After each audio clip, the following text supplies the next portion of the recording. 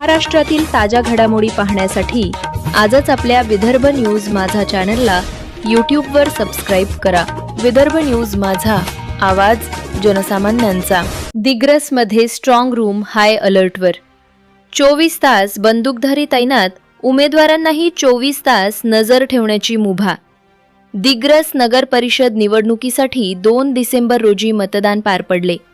निवडणूक आयोगाच्या आदेशानुसार मतमोजणी 21 डिसेंबर रोजी होणार असून त्या पार्श्वभूमीवर ईव्हीएम मशीन दिग्रस तहसील कार्यालयातील स्ट्रॉंग रूममध्ये सील करून सुरक्षित ठेवण्यात आल्या आहेत।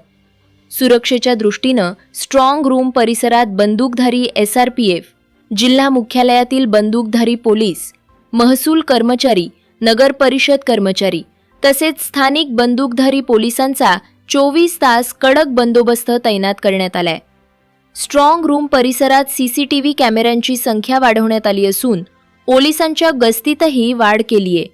शंका किंवा गैरसमज निर्माण होऊ नयेत म्हणून उमेदवारांना स्ट्रॉंग रूम जवळ 24 तास बसण्याची, ये-जा करण्याची व निगराणी ठेवण्याची परवानगी देण्यात आल्याची माहिती निवडणूक निर्णय अधिकारी विजय सूर्यवंशी यांनी दिली।